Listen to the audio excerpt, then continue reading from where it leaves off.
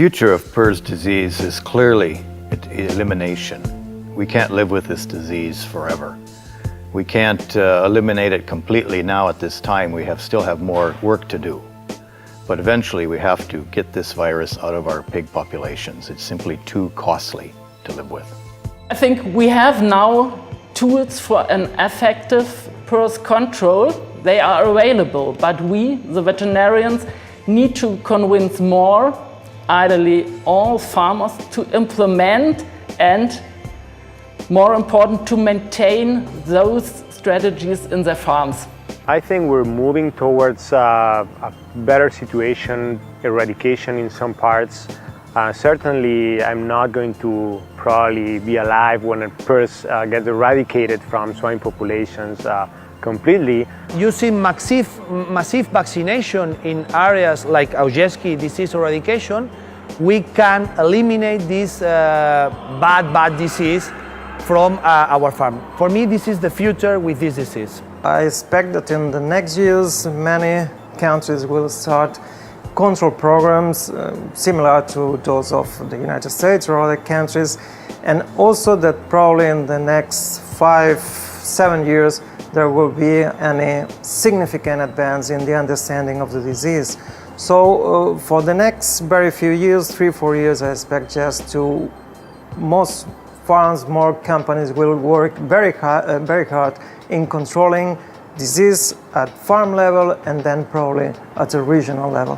On the medium-term side, I see more area control project getting in line. I see people using tool like vaccine to control the overall spread of the disease, but also the negative impact into some regional area. On the long term, there's tool associated with the system of filtration that will allow some of the farm to get into a better control, but I'm still not at the stage that I see the day where we can say we will eradicate PRRS completely. The future of PRRS disease is to try to find new and novel ways to either prevent farms getting infected or to reduce the effect of the disease on the pigs. Air filtration has been implemented in our practice on about 80 farms and has dramatically reduced the introduction of virus.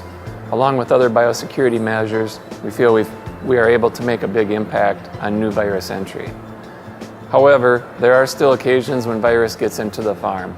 I think some of the new ideas being explored, such as genetic resistance, new vaccination types and procedures, previous exposure, and any other means to reduce the amount of shedding and the amount of clinical economic losses are going to be explored more in the future.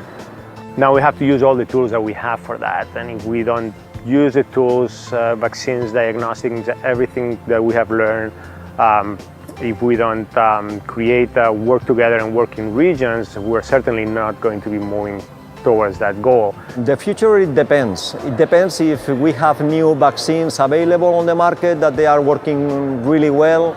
If we have new tools in the diagnostic, just could be really good. First, we have to learn to use all the new things we learned in these last years and to adopt them in a better way.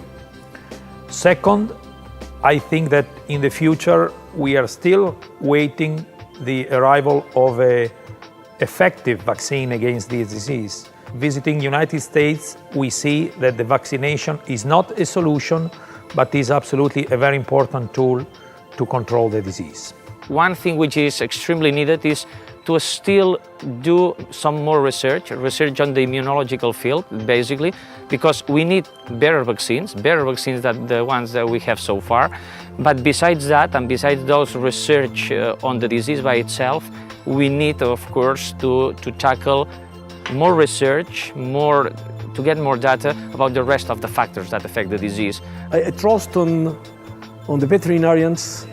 I trust on research. I trust that if we keep going, we will look for the solution, even it's a difficult thing.